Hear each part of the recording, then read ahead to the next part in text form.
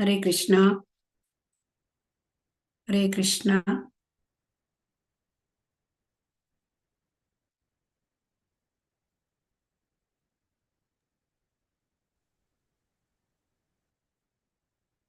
ಹರೇ ಕೃಷ್ಣ. ಕೇಳ್ತಾ ಇದೆಯಾ? ಹರೇ ಕೃಷ್ಣ.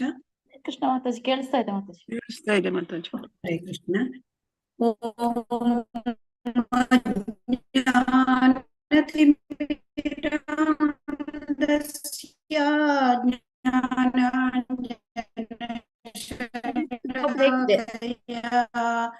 ಚಕ್ಷುರುನ್ಮೀಲಿತಂ ಯೇನ ತಸ್ಮೈ ಶ್ರೀ ಗುರವೇ ನಮಃ.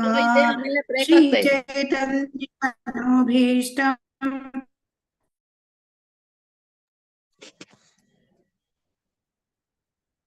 ಮಾತಾಜಿ ತುಂಬಾ ಸ್ಲೋನು ಇದೆ, ಆಮೇಲೆ ಬ್ರೇಕ್ ಆಗ್ತಾ ಇದೆ. ಸ್ಥಾಪಿತಂ ಯೇನ ಭೂತಲೇ ಸ್ವಯಂ ರೂಪಃ ಕದಾ ಮಹ್ಯಂ.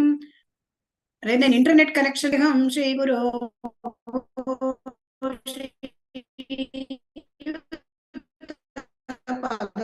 kamalam Shri Guru Vaishnavam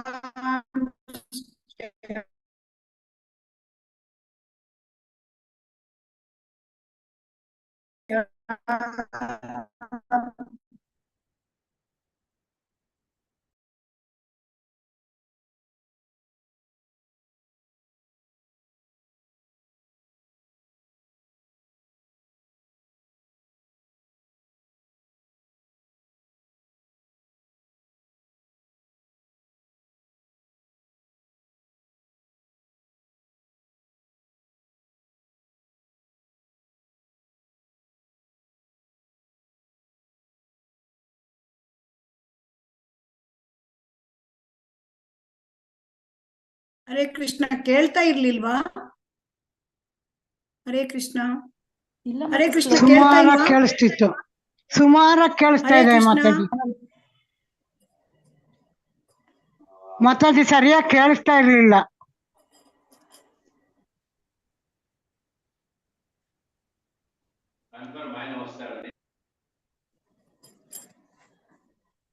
ಇಲ್ಲಿ ಹೋಸ್ಟ್ ಕಾಂತಮಣಿ ಹೋಸ್ಟ್ ನನಗೆ ಮಾತಾಜಿ ನೋಡ್ತೀನಿ ಮಾತಾಜಿ. ಏನ್ ಮಾಡ್ಬೇಕು ಮಾತಾಜಿ ಓದ್ತಿಂದ? ಹರೇ ಕೃಷ್ಣ. ಅಲ್ಲ ಕಾಂತಮಣಿ ಮಾತಾಜಿ ನನಗೆ ಹೋಸ್ಟ್ ಮಾಡಿ. ಯಾವ ತರ ಮಾಡ್ಬೇಕು ಗೊತ್ತಿಲ್ವಲ್ಲ ಹರೇ ಮಾತಾಜಿ. ಕೃಷ್ಣ. ಹರೇ ಕೃಷ್ಣ ಮಾತಾಜಿ, ನನಗ್ ಗೊತ್ತಿಲ್ವಲ್ಲ. ಕಾಂತಮಣಿ ಹರೇ ಕೃಷ್ಣ ಮಾತಾಜಿ. ಕ್ಯಾನ್ಸಲ್. ಅವರು ಹೋಸ್ಟ್ ಅವ್ರ ಹೆಸರು ಮೇಲೆ ಕ್ಲಿಕ್ ಮಾಡಿ ಮಾತಾಜಿ. ಏನು ಮಾಡಬೇಡಿ, ನನ್ನ ಹೆಸರು ಮೇಲೆ ಕ್ಲಿಕ್ ಮಾಡಿ. ಎಲ್ಲಿ ಹೋಸ್ಟ್ ಅಂತ ಮಾಡಿ, ನಾನ್ ನನ್ನ ಮಾಡ್ತೀನಿ ಹೆಸರು ಮೇಲೆ ಮಾಡ್ತೀನಿ. ನೀವು ಕ್ಲಿಕ್ ಮಾಡಿ, ಮತ್ತೆ ಅಲ್ಲಿ ಹೋಸ್ಟ್ ಅಂತ ಮಾಡಿ. ಮಾಡ್ತೀನಿ. ಏನ್ ನನ್ನ ಹೆಸರು ಮೇಲೆ ಒಂದು ಕ್ಲಿಕ್ ಮಾಡಿ ನೀವು ಮೇಕ್ ಹೋಸ್ಟ್. ನೀವು ಔಟ್ ಆಗ್ಬಿಡಿ, ಆಮೇಲೆ ಜಾಯ್ನ್ ಆಗಿ. ಮಾತಾಜಿ ನೀವು ಲೀವ್ ಆಗಿ ಪ್ಲೀಸ್, ಮತ್ತೆ ಜಾಯ್ನ್. ಮತ್ತೆ ಏನ್ ಮಾಡ್ಬೇಕು ಮಾತಾಜಿ? ಲಲಿತಾ ಮಾತಾಜಿ ಏನ್ ಮಾಡ್ಬೇಕು? ಲೀವ್ ಆಗಿ ಅಂತ ಇದಾರೆ, ನಿಮ್ಮನ್ನ ಲೀವ್ ಆಗ್ಬಿಟ್ಟು ಮತ್ತೆ ಜಾಯ್ನ್ ಆಗಿ ಅಂತಾರೆ. ಅವ್ರು ಕೋ ಹೋಸ್ಟ್ ಆಗಿದ್ದಾರೆ, ನೀವು ಹೋಸ್ಟ್ ಅಲ್ಲೇ ಇದ್ದೀರಾ. ಅದೇ ಏನ್ ಮಾಡ್ಬೇಕು ಗೊತ್ತಿಲ್ಲ, ನಾನ್ ಮಾಡ್ದೆ. ಒಂದ್ಸಲಿ ಹೊರಗೆ ಬಂದು ಮತ್ತೆ ಜಾಯ್ನ್ ಆಗಿ ಮಾತಾಜಿ. ಸರಿ ಮಾತಾಜಿ.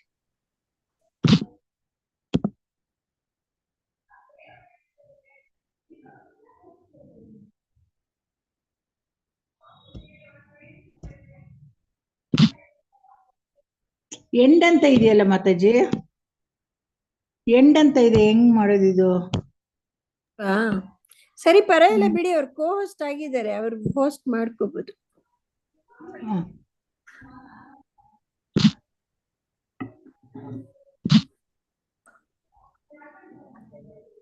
ಮಾತಾಜಿ ನಿಮ್ಮನ್ ಕೋ ಹೋಸ್ಟ್ ಮಾಡಿದಾರೆ ಮಾತಾಜಿ. ನಾನ್ ಲೀವ್ ಆಗ್ಬೇಕು ಅಂದ್ರೆ ಎಂಡ್ ಅಂತ ಬರ್ತಾ ಇದೆ ಇಲ್ಲಿ. ಎಂಡ್ ಒಂದೇ ಇದೆಯಾ, ಲೀವ್ ಇಲ್ವಾ ಸಿಂಗಲ್ ಆಗಿ? ಎಂಡ್ ಒಂದೇ ಇದೆ. ಎಂಡ್ ಅಂದ್ರೆ ಎಲ್ಲ ಫುಲ್ ಎಂಡ್ ಆಗ್ಬಿಡುತ್ತೆ. End leave meeting end meeting for all ಅಂತ ಇದೆ. ಲೀವ್ ಮೀಟಿಂಗ್ ತಗೊಳ್ಳಿ, ಲೀವ್ ಮೀಟಿಂಗ್ ಇದೆಯಲ್ಲ ಅದ್ ತಗೊಳ್ಳಿ. ಲೀವ್ ಮೀಟಿಂಗ್ ತಗೊಂಡೆ ಮಾತಾಜಿ. ಹಾ ನಿಮ್ಮ ಮಧುಮೇಹ ಕೃಷ್ಣಕಾಂತ ದಾಸು ಅವ್ರ ಹೆಸರು ಅಸೈನ್ ಅಂಡ್ ಲೀವ್ ಅಂತ ಇದೆ. ಅಸೈನ್ ಮಾಡಿ. ಮತ್ತೆ ಮಾತಾಜಿ host ಅವರು ಆದ್ರೂ ಬಿಡಿ, ಹೋಸ್ಟ್ ಆದ್ರು ಮತ್ತೆ ಮಾಡ್ಕೋಬೋದಲ್ಲ ಮಾತಾಜಿ? ಲೀವ್ ಆದ್ರೂ ಬಿಡಿ, ಮಾತಾಜಿ ಹೋಸ್ಟ್ ಆಗಿದ್ದಾರೆ.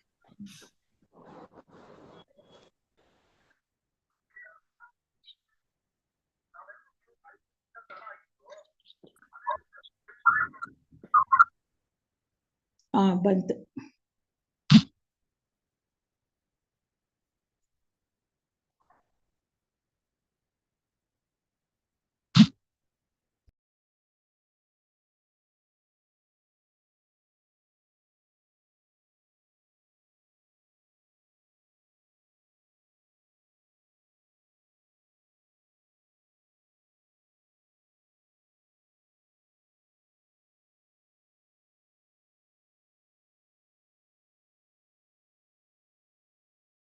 ಈಗ ಕೇಳುತ್ತಾ ಹರೇ ಕೃಷ್ಣ? ಕೇಳುತ್ತಾ ಹರೇ ಕೃಷ್ಣ? ಕೇಳಿಸ್ತಾ ಇದೆ. ಹರೇ ಕೃಷ್ಣ. ಓಕೆ, ಹರೇ ಕೃಷ್ಣ.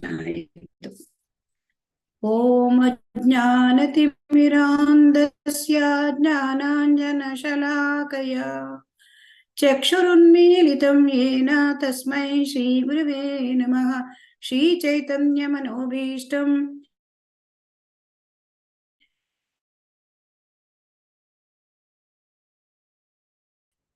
ಸ್ಥಾಪಿತಂ ಯೇನ ಭೂತಲೆ ಸ್ವಯಂ ರೂಪಾ ಕದಾ ಮಹ್ಯಂ ದದಾತಿ ಸ್ವಪದಾಂತಿಕಂ.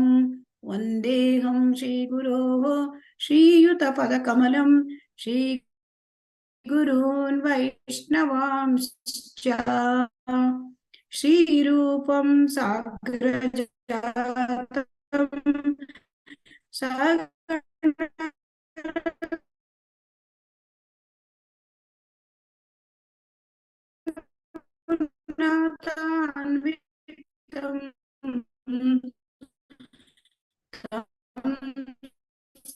ಸಜೀವಂ ಸಾದ್ವೈತಂ ಸಾವಧೂತಂ ಪರಿಜನ ಸಹಿತಂ ಕೃಷ್ಣ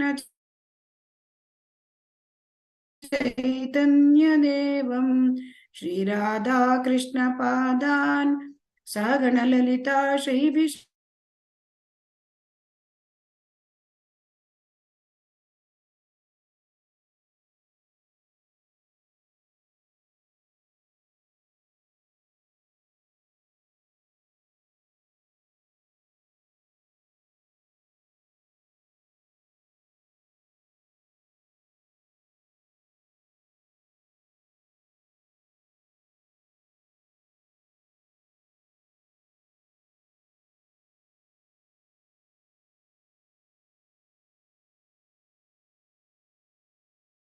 ಹರೇ ಕೃಷ್ಣ ಮಾತಾಜಿ. ಏನು ಬರ್ತಾ ಇಲ್ಲ ಮಾತಾಜಿ, ಕೇಳಿಸ್ತಾ ಇಲ್ಲ.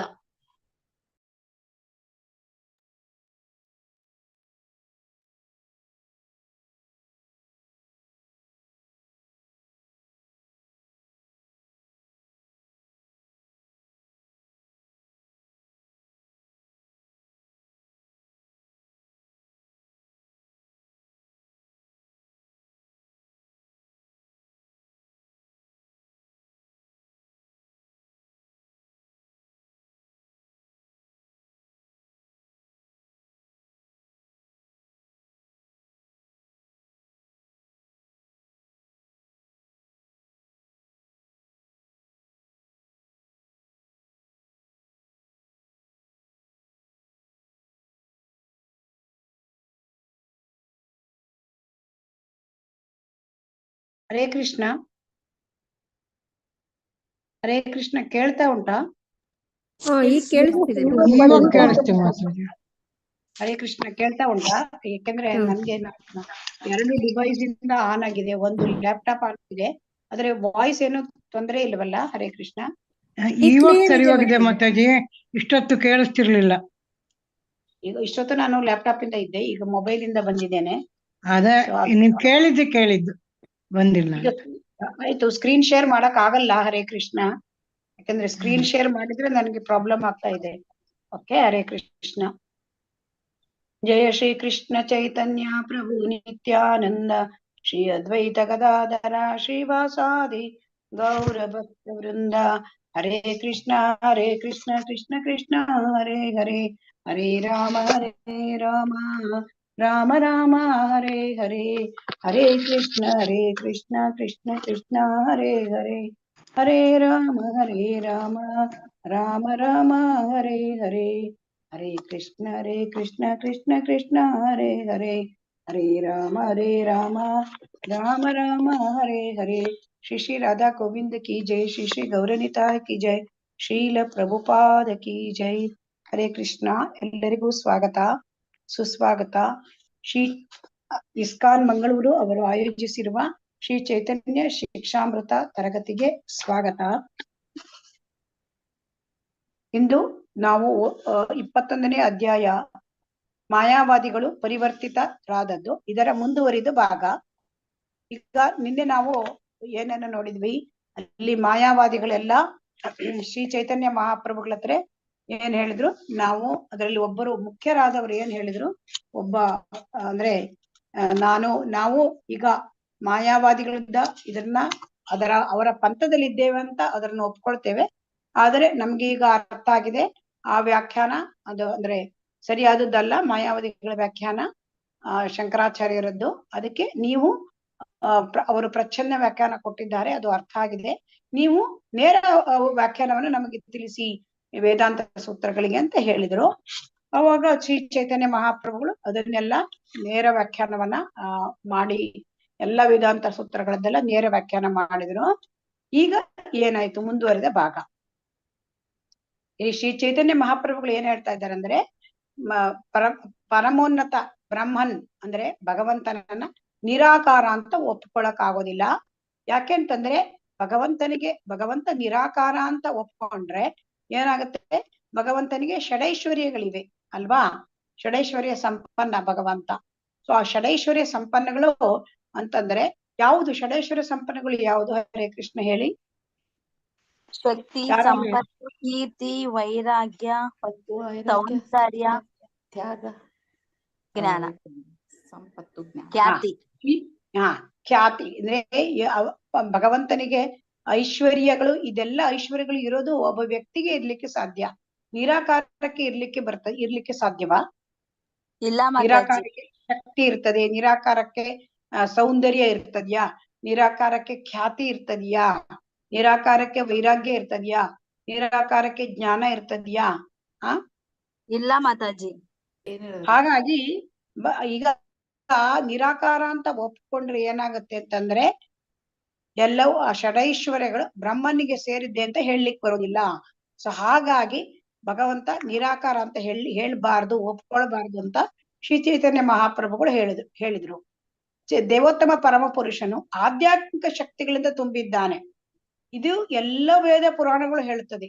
ಆದರೆ ಕೆಲವು ಮೂರ್ಖ ಜನರು ಇದನ್ನ ನಿರಾಕರಿಸುತ್ತಾರೆ ಮತ್ತು ಆ ಭಗವಂತನನ್ನ ಅವರು ಹೀಗಳೆಯುತ್ತಾರೆ. ಹೀಗಾಗಿ ಅವ್ರು ಏನ್ ಹೇಳ್ತಾರೆ ಅಂತಂದ್ರೆ, ಅವರು ಕೃಷ್ಣನ ಈ ಕೃಷ್ಣ ಅವನ ಶರೀರ ಅಲೌಕಿಕ ಶರೀರ ಅಲ್ಲ, ಅದು ಐಕ ಪ್ರಕೃತಿಯಿಂದ ಪಡ್ಕೊಂಡ ಶರೀರ ಅಂತ ಹೇಳ್ತಾರೆ.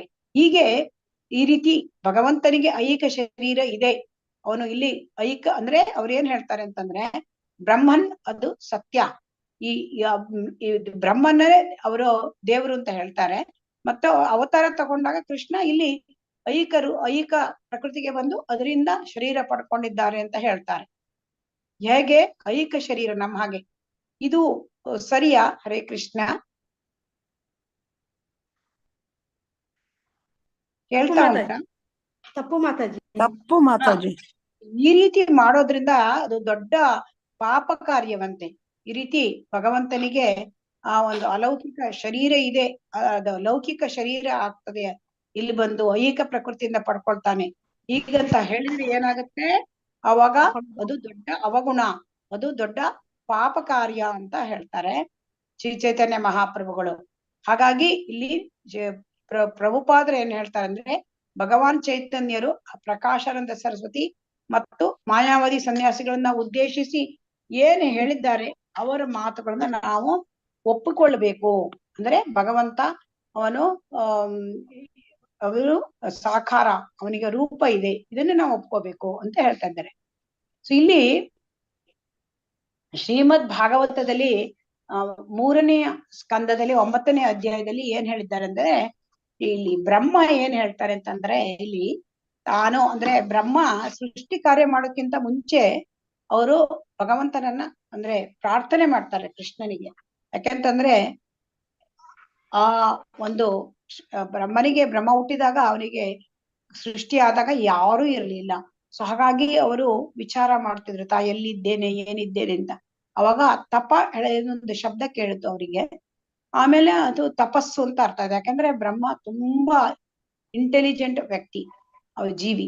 ಸೊ ಹಾಗಾಗಿ ಅವ್ರಿಗೆ ಗೊತ್ತಾಯ್ತು, ಅವರು ಅನೇಕ ವರ್ಷ ತಪಸ್ ಮಾಡಿದ್ದಾರೆ, ಎಷ್ಟೆಷ್ಟೋ ವರ್ಷ ತಪಸ್ ಮಾಡಿದ್ದಾರೆ, ಸಾವಿರಾರು ವರ್ಷ. ಸೊ ಸಾವಿರಾರು ವರ್ಷ ತಪಸ್ ಮಾಡಿದ ಮೇಲೆ ಅವರಿಗೆ ಕೃಷ್ಣ ಕಂಡ. ಸೊ ಆವಾಗ ಅವರು ತೇನೇ ಬ್ರಹ್ಮ ಹೃದಯ ಆದಿ ಕವೆಯೇ ಅಂತ ಹೇಳಿದ್ದಾರೆ ನೋಡಿ, ಭಾಗವತಂ ಫಸ್ಟ್ ಕ್ಯಾಂಟೋ ಫಸ್ಟ್ ಅಧ್ಯಾಯದ ಪ್ರಥಮ ಅಧ್ಯಾಯದ ಪ್ರಥಮ ಶ್ಲೋಕದಲ್ಲಿ. ಅಂದ್ರೆ ಅವಾಗ ಬ್ರಹ್ಮನಿಗೆ ಹೃದಯದಲ್ಲಿ ಅವರು ಕೃಷ್ಣ ಈ ಭಾಗವತವನ್ನ ಹೇಳಿದ್ರು. ಅವಾಗ ಅವ್ರಿಗೆ ಸೃಷ್ಟಿ ಕಾರ್ಯಗಳ ಬಗ್ಗೆ ಎಲ್ಲ ಹೇಳಿದ್ರು. ಈಗ ಬ್ರಹ್ಮ ಏನ್ ಹೇಳ್ತಾರೆ ಅಂದ್ರೆ, ಎಷ್ಟೆಷ್ಟೋ ವರ್ಷ ತಪಸ್ಸಿನ ಮೂಲಕ ನಾನ್ ನಿನ್ನನ್ನ ತಿಳ್ಕೊಂಡಿದ್ದೇನೆ, ಅದು ಹೇಗಿದೆ ನಿನ್ನ ರೂಪ ಅಂತಂದ್ರೆ ಭಗವಂತನ ರೂಪದ ಬಗ್ಗೆ ವಿವರಣೆ ಮಾಡ್ತಾ ಇದ್ದಾರೆ. ಅದು ಎಲ್ಲ ಅಂದ್ರೆ ತುಂಬಾ ಪರಮ ಪ್ರಭುವೇ, ನಾನೀಗ ನೋಡ್ತಿರುವ ನಿನ್ನ ದಿವ್ಯ ರೂಪ ಅಲೌಕಿಕ ಆನಂದವೇ ಮೈವೆತ್ತಿ ಬಂದಂತಿದೆ. ಭಗವಂತ ನಾನ್ ನಿನ್ ರೂಪ ನೋಡ್ತಾ ಇದ್ದೇನೆ, ಅದು ದಿವ್ಯ ರೂಪ. ಅದನ್ನ ನೋಡಿದ್ರೆ ನಂಗೆ ತುಂಬಾ ಆನಂದ, ಅಲೌಕಿಕ ಆನಂದವಾಗ್ತಾ ಇದೆ. ಅದು ನಿರಂತರವಾದ ರೂಪ ಅಂದ್ರೆ ಶಾಶ್ವತವಾದ ರೂಪ. ಮತ್ತೆ ಅದಕ್ಕೆ ಐಹಿಕ ಈ ಪ್ರಕೃತಿಯ ಗುಣಗಳ ಕಲುಷಿತ ಇಲ್ಲ, ಕಾಲುಷ್ಯ ಇಲ್ಲ. ಹಾಗಾಗಿ ಇದು ಈ ಭಗವಂತನನ್ನ ಅವರು ನೋಡಿದ್ದಾರೆ ಸ್ವತಃ ಕೃಷ್ಣನನ್ನ. ಆ ರೂಪ ಅದು ಪರಮ ಸತ್ಯದ ಅತ್ಯಂತ ಮಹತ್ವದ ಪ್ರದರ್ಶನ ಅಂತ ಹೇಳ್ತಾರೆ. ಅಂದ್ರೆ ಅಲ್ಲಿ ಅವರು ಏನ್ ಹೇಳ್ತಾರೆ ಅಂತಂದ್ರೆ, ಈ ಜಗತ್ತನ್ನ ನೀನು ಸೃಷ್ಟಿ ಮಾಡಿದೀಯಾ, ನೀನು ಐಕ ಮೂಲ ಧಾತುಗಳನ್ನ ನೀನು ಸೃಷ್ಟಿ ಮಾಡಿದೀಯಾ,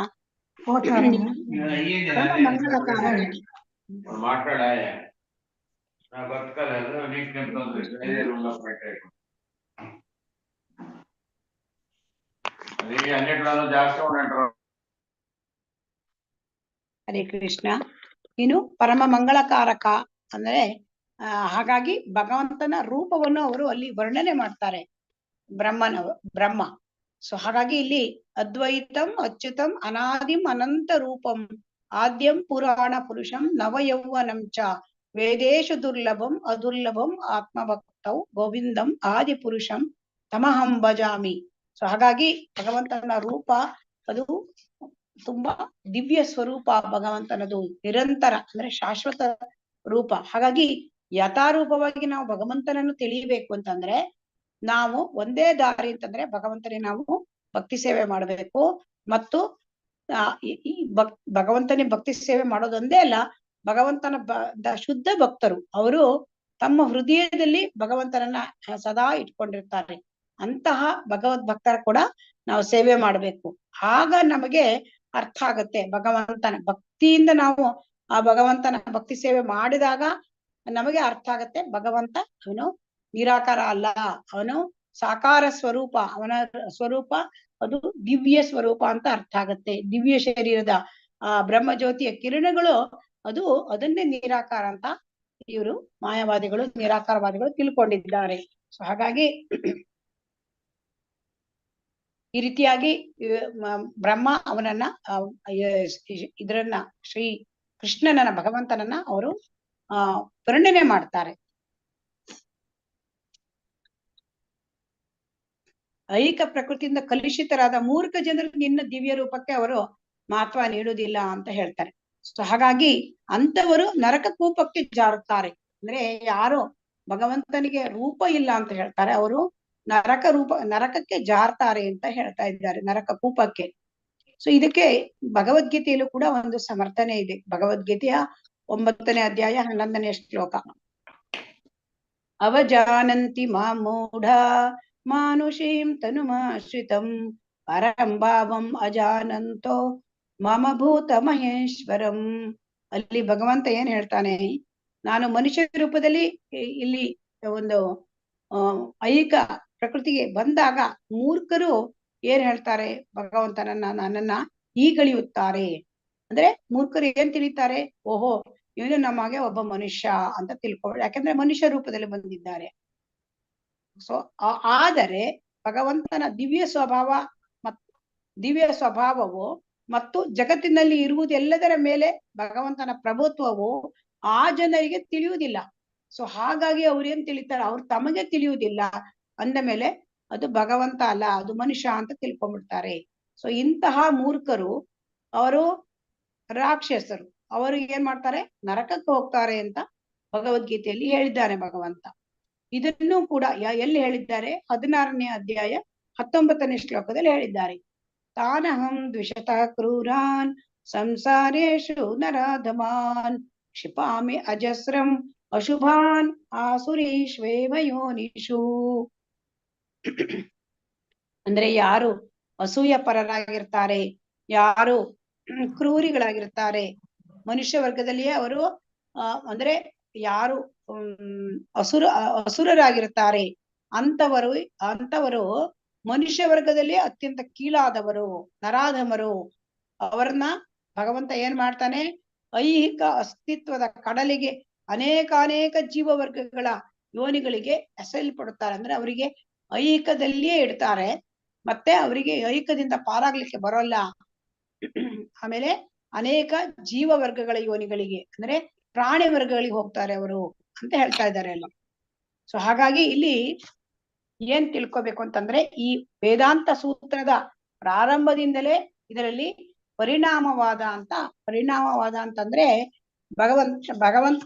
ಈ ಜಗತ್ತು ಸೃಷ್ಟಿ ಹೇಗಾಗಿದೆ ಅಂತ ಇದನ್ನ ವೇದವ್ಯಾಸರು ಹೇಳಿದ ವಾದ. ಇದೇನು ಕೇಳಿದೆ, ಪರಿಣಾಮವಾದ ಅಂದ್ರೆ ಉಪ ಉತ್ಪತ್ತಿವಾದ. ಇದನ್ನು ನಾವು ಹಿಂದಿನ ತರಗತಿಯಲ್ಲಿ ಕೂಡ ನಾವು ತಿಳ್ಕೊಂಡಿದ್ದೇವೆ. ಯಾರಿಗಾದ್ರೂ ನೆನಪಿದ್ಯಾ ಪರಿಣಾಮವಾದ?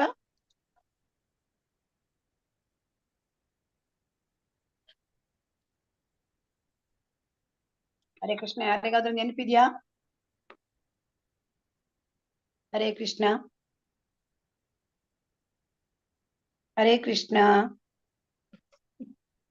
ಮ್ಯೂಟ್ ಆಗಿದ್ದಾರೆ. ಇಲ್ಲ ಇಲ್ಲ. ಹರೇ ಕೃಷ್ಣ, ನೆನಪು ಮರ್ತೋಗಿದ್ಯಾ?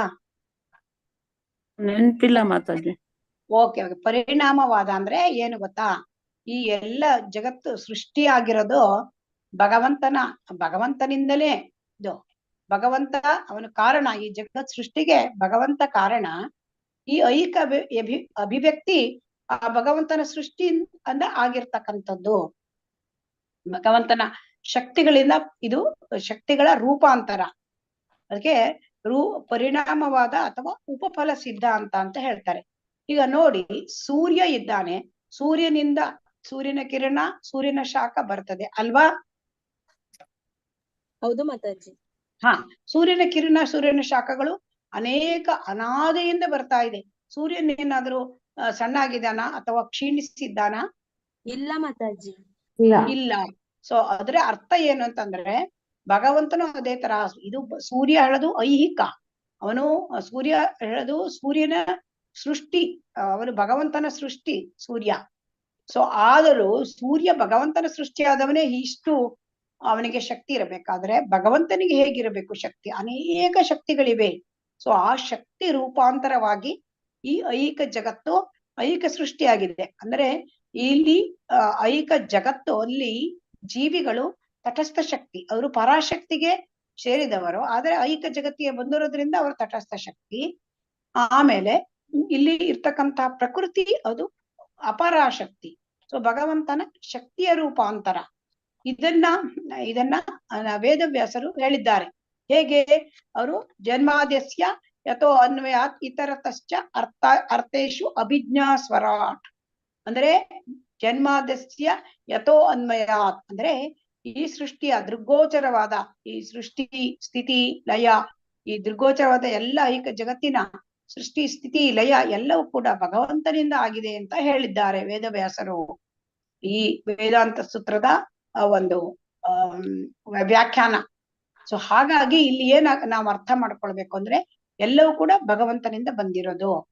ಆದರೆ ಇಲ್ಲಿ ಇದನ್ನು ಇನ್ನೂ ಒಂದ್ ರೀತಿ ನಾವು ತಿಳ್ಕೊಬಹುದು. ಒಂದು ಮರ ಅಂತ ತಿಳ್ಕೊಂಡ್ರೆ ಮರದಲ್ಲಿ ಹೂವು ಹಣ್ಣು ಬಿಡುತ್ತೆ ಅಲ್ವಾ? ಹರೇ ಕೃಷ್ಣ. ಹೌದು ಮಾತಾಜಿ. ಹಾ, ಅದು ಹೂವು ಹಣ್ಣು ಮರದಿಂದ ಬರ್ತಕ್ಕಂಥ ಉತ್ಪತ್ತಿ, ಉಪ ಉತ್ಪತ್ತಿ. ಹಾಗೆ ಭಗವಂತ ಮರ, ಈಗ ಮರದಲ್ಲಿ ಹೂವು ಹಣ್ಣು ಬಂದರೆ ಮರ ಏನಾದ್ರೂ ಬದಲಾವಣೆ ಆಗತ್ತಾ? ಇಲ್ಲ ಮಾತಾಜಿ. ಹಾ, ಅದೇ ತರಹ ಭಗವಂತನಿಂದ ಈ ಐಹಿಕ ಲೋಕ, ಐಹಿಕ ಜೀವಿಗಳು ಎಲ್ಲ ಬಂದಿದ್ದಾರೆ. ಸೊ ಹಾಗಾಗಿ ಭಗವಂತ ಬದಲಾಗುವುದಿಲ್ಲ. ಇದಕ್ಕೆ ಪರಿಣಾಮವಾದ ಅಂತ ಹೇಳ್ತಾರೆ. ಇದಕ್ಕೆ ಇನ್ನೊಂದು ಅರ್ಥ ನಾವು ಮಾಡ್ಕೊಳ್ಳೋದು ಅಂತಂದ್ರೆ, ಈಗ ಜೇಡರ ಹುಳು ಜೇಡರ ಬಲೆ ಕಟ್ಟತ್ತೆ ಅಲ್ವಾ? ಹೌದು ಮಾತಾಜಿ. ಹಾ, ಆಮೇಲೆ ಸ್ವಲ್ಪ ದಿವಸ ಆದ್ಮೇಲೆ ಅದು ಜೇಡರ ಹುಳು ಅದೇನ್ ಮಾಡುತ್ತೆ, ಜೇಡರ ಬಲೆಯನ್ನೇ ಅದು ಕರಗಿಸಿ ಬಿಡುತ್ತೆ. ಅದೇ ತರಹ ಭಗವಂತ ಈ ಎಲ್ಲ ಸೃಷ್ಟಿಯನ್ನು ಮಾಡ್ತಾನೆ. ಸ್ವಲ್ಪ ಕಾಲ ಇರ್ತದೆ ಸೃಷ್ಟಿ, ಆಮೇಲೆ ತನ್ನಿಂತಾನೆ ಆ ಸೃಷ್ಟಿ ಏನಾಗುತ್ತೆ, ಅದು ಸೃಷ್ಟಿ ಎಲ್ಲ ಅದು ಪ್ರಳಯ ಆಗಿ ಹೋಗ್ಬಿಡುತ್ತೆ. ಹಾಗಾಗಿ ಇಲ್ಲಿ ಅದಕ್ಕೆ ಪರಿಣಾಮವಾದ ಅಂತ ಹೇಳ್ತಾರೆ, ಅಥವಾ ಉಪ ಉತ್ಪತ್ತಿವಾದ ಅಂತ ಹೇಳ್ತಾರೆ. ಇದು ವೇದವ್ಯಾಸರು ಅಂದ್ರೆ ಜನ್ಮಾದಸ್ಯ ಈ ಒಂದು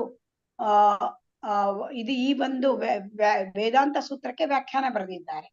ಆದರೆ ಶಂಕರಾಚಾರ್ಯರು ಏನ್ ಮಾಡಿದ್ದಾರೆ, ಇದನ್ನ ವಿವರ್ತವಾದ ಅಂತ ಮಾಡಿದ್ದಾರೆ. ವಿವರ್ತವಾದದಲ್ಲಿ ಏನಾಗತ್ತೆ ಅಂತಂದ್ರೆ ಜಗನ್ಮಿಥ್ಯ ಬ್ರಹ್ಮ ಸತ್ಯ, ಅಂದ್ರೆ ಈ ಜಗತ್ತು, ಅಂದ್ರೆ ಈ ಜಗತ್ತು ಐಹಿಕ ಜಗತ್ತಿನಲ್ಲಿ ಇರತಕ್ಕಂತಹ ಸೃಷ್ಟಿ ಮತ್ತೆ ಜೀವಿಗಳು ಎಲ್ಲವೂ ಕೂಡ ಮಿಥ್ಯ, ಕೇವಲ ಬ್ರಹ್ಮ ಸತ್ಯ ಅಂತ ಹೇಳ್ತಾರೆ. ಸೊ ಅವರ ಪ್ರಕಾರ ಏನಂದ್ರೆ ಬ್ರಹ್ಮನ್ ರೂಪಾಂತರ ಹೊಂದಿದ ಹಾಗೆ ಕಂಡರೂ ಕೂಡ ನಿಜವಾಗಿ ಯಾವ ಬದಲಾವಣೆಯೂ ಆಗೋದಿಲ್ಲ. ಅದಕ್ಕೆ ಅಂದ್ರೆ ಇದಕ್ಕೆ ಅವ್ರು ಏನು ಅಂದ್ರೆ ಉದಾಹರಣೆ ಕೊಡ್ತಾರಂದ್ರೆ, ಹಗ್ಗವನ್ನು ಹಾವನ್ನು ಹಗ್ಗ ಎಂದು ಭಾವಿಸುವುದು, ಆಮೇಲೆ ಕಪ್ಪೆ ಚಿಪ್ಪನ್ನು ಬಂಗಾರ ಎಂದು ತಿಳಿಯುವುದು, ಆತರ ಭ್ರಮೆ ಅಂತ ಹೇಳ್ತಾರೆ. ಆದರೆ ಇದು ಸರಿಯಲ್ಲ. ಯಾಕೆಂತಂದ್ರೆ ಒಂದು ಹಗ್ಗವನ್ನು ಹಾವಾಗಿ ಭಾವಿಸಬೇಕಾದ್ರೆ ಹಾವು ಎಲ್ಲರೂ ಇರ್ಬೇಕಲ್ವಾ? ಹಾವು ನಿಜವಾದ ಒಂದು ವಸ್ತು, ಅದು ಎಲ್ಲ ನಿಜವಾದ ಈ ಐಹಿಕದಲ್ಲಿ ಯಾವುದು ಎಲ್ಲವೂ ಸಾಪೇಕ್ಷ ಸತ್ಯ, ಪರಮ ಸತ್ಯ ಭಗವಂತನಲ್ಲಿದೆ, ಭಗವಂತನ ಲೋಕದಲ್ಲಿದೆ. ಸೊ ಹಾಗಾಗಿ ಇದೇನಾಗುತ್ತೆ ಅಂತಂದ್ರೆ ಈ ಬ್ರಹ್ಮನ್ ರೂಪಾಂತರ ಹೊಂದಿರೋದು ಅಥವಾ ಜಗನ್ಮಿಥ್ಯ ಬ್ರಹ್ಮ ಸತ್ಯ ಹೇಳ್ತಕ್ಕಂಥದ್ದು ಅದು ನಿಜವಾದ ಅರ್ಥ ಅಲ್ಲ. ಅವರು ವೇದಾಂತ ಸೂತ್ರದ ನೈಜ ಅರ್ಥವನ್ನು ಮರೆಮಾಚುತ್ತಾ ಇದ್ದಾರೆ. ಸೊ ಹಾಗಾಗಿ ಇದು ಇಲ್ಲಿ ಅವ್ರು ಏನ್ ಮಾಡಿದ್ದಾರೆ ಅಂದ್ರೆ ಅವರು ಈ ರೂಪಾಂತರ ಸಿದ್ಧಾಂತವನ್ನ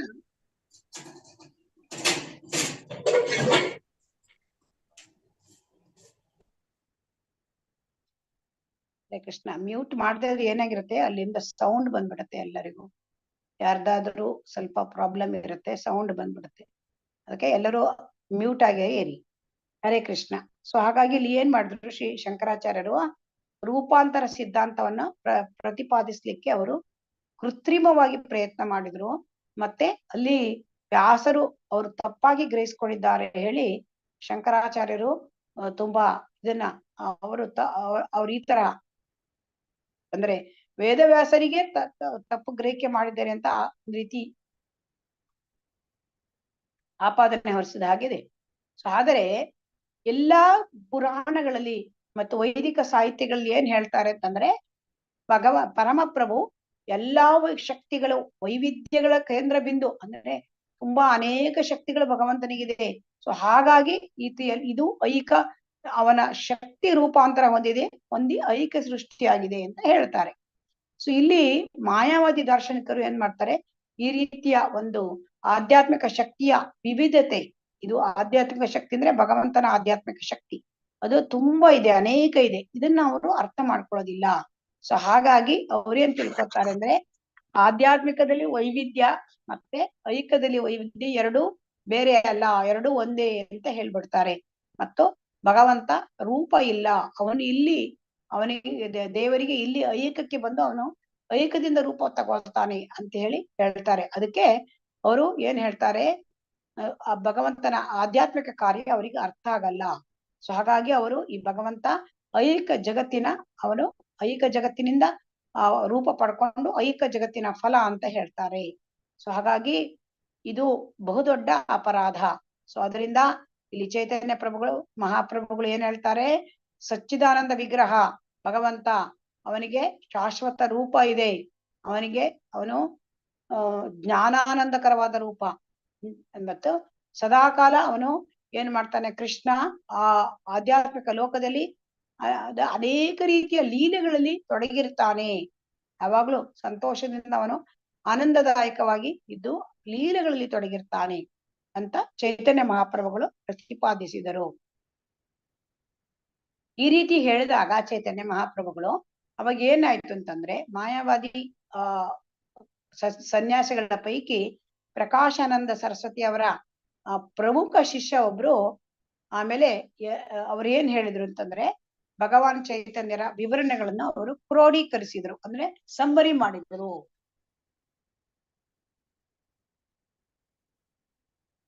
ಅವ್ರು ಏನ್ ಹೇಳಿದ್ರು ಅಂತಂದ್ರೆ,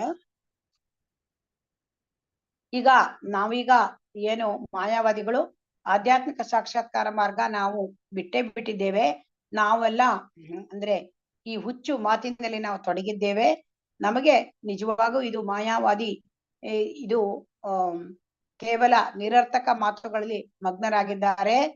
ಮತ್ತೆ ವೇದಗಳ ಇಂಗಿತ ಅರ್ಥ, ಅವರ ಸರಿಯಾದ ಅರ್ಥವನ್ನ, ವಾಸ್ತವವಾದ ಅರ್ಥವನ್ನ ಶಂಕರಾಚಾರ್ಯರು ಮುಚ್ಚಿಟ್ಟಿದ್ದಾರೆ. ಈಗ ಅದನ್ನ ನಾವು ಒಪ್ಕೊಳ್ತೇವೆ. ಮತ್ತೆ ನಮಗೆ ಅಂದ್ರೆ ನಮಗೆ ನಿಜವಾಗಿ ನಮಗೆ ಭಗವಂತ ಸಿಕ್ಬೇಕು ಅಂತಂದ್ರೆ ಭಕ್ತಿ ಸೇವೆ, ಕೃಷ್ಣನ ಭಕ್ತಿ ಸೇವೆಯಲ್ಲಿ ನಾವು ತೊಡಗಬೇಕು. ಇದೀಗ ನಮ್ಗೆ ಅರ್ಥ ಆಗಿದೆ. ಶ್ರೀ ಚೈತನ್ಯ ಮಹಾಪ್ರಭುಗಳು ಹೇಳಿದ್ದು ಎಲ್ಲ ವಿವರಣೆಗಳು ನಾವು ಒಪ್ತೇವೆ, ಮತ್ತೆ ಬೇರೆ ಯಾವ ವ್ಯಾಖ್ಯಾನ ಕೂಡ ಏನು ಕೆಲ್ಸಕ್ಕೆ ಬರೋದಿಲ್ಲ ಅಂತ ಅವರು ಫುಲ್ಲು ಅಂದ್ರೆ ಡಿಸಿಷನ್ ಹೇಳಿದ್ರು, ನಿರ್ಣಯ ಹೇಳಿದ್ರು. ಅಂದ್ರೆ ಅವ್ರು ಎಲ್ಲರೂ ಒಪ್ಕೊಂಡ್ರು ಅಂತ, ಅಂದ್ರೆ ಲೀಡರ್ ಹೇಳ್ತಾರೆ. ಅಂದ್ರೆ ಅವರ ಪ್ರಕಾಶಾನಂದ ಸರಸ್ವತಿಯವರ ಅನೇಕ ಶಿಷ್ಯರಿದ್ರು ಅಲ್ಲಿ, ಅವರಲ್ಲಿ ಪ್ರಮುಖರಾದವ್ರು ಹೇಳ್ತಾರೆ, ಅಂದ್ರೆ ಮುಖ್ಯರಾದ ಶಿಷ್ಯ ಹೇಳ್ತಾರೆ. ಅಂದ್ರೆ ಅವರು ಒಪ್ಕೊಂಡ್ರು, ಚೈತನ್ಯ ಮಹಾಪ್ರಭುಗಳು ಹೇಳಿದ್ದೆಲ್ಲ ಸರಿ ಇದೆ, ಮತ್ತೆ ಕೃಷ್ಣನ ಭಕ್ತಿ ಸೇವೆಯಲ್ಲಿ ನಾವು ತೊಡಗಿದ್ರೆ ಆತ್ಮ ಸಾಕ್ಷಾತ್ಕಾರ ನಮಗಾಗತ್ತೆ. ಇಲ್ಲೇ ನಾವು ಬರೇ ಈ ಊಹಾತ್ಮಕ ಚಿಂತನೆಯಲ್ಲಿ ನಾವು ಉಳ್ಕೊಂಡ್ಬಿಟ್ಟಿದ್ದೇವೆ. ಮತ್ತೆ ಶಂಕರಾಚಾರ್ಯರು ನಿಜವಾದ ಅರ್ಥವನ್ನ, ವೇದಗಳ ಅರ್ಥವನ್ನ ನಾವು ಮುಚ್ಚಿಟ್ಟಿದ್ದಾರೆ, ಇದು ನಂಗೆ ಗೊತ್ತಾಯ್ತು ಅಂತೇಳಿ ಅವರು ಹೇಳಿದ್ರು.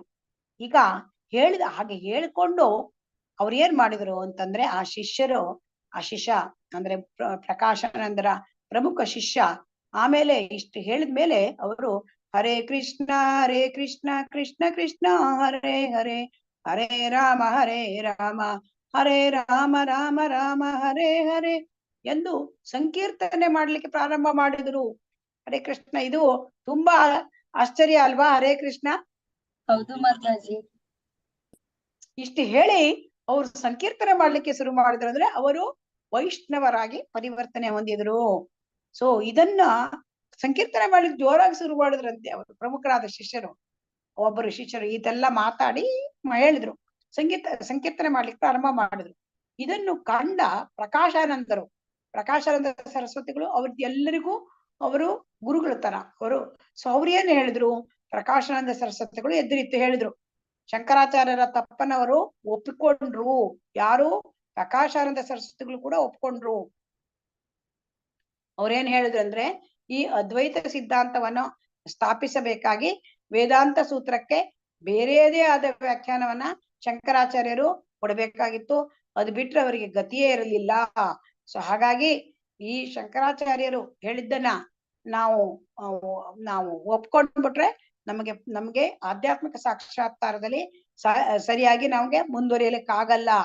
ಸೊ ಯಾಕೆ ಕೇಳಿದ್ರೆ, ಈ ಶಂಕರಾಚಾರ್ಯರು ಯಾಕೆ ಹಿಂಗ್ ಮಾಡಿದ್ರು ಕೇಳಿದ್ರೆ, ಅವರೇ ಹೇಳಿದ್ರು ಪ್ರಕಾಶಾನಂದ ಸರಸ್ವತಿ, ಈ ದೇವೋತ್ತಮ ಪರಮ ಪುರುಷನನ್ನು ಒಪ್ಕೊಂಡ್ಬಿಟ್ರೆ ಅದ್ವೈತ ಸಿದ್ಧಾಂತ ಸ್ಥಾಪನೆ ಮಾಡ್ಲಿಕ್ಕೆ ಆಗತ್ತಾ? ಇಲ್ಲ ಅಂತ ಹೇಳಿದ್ರು.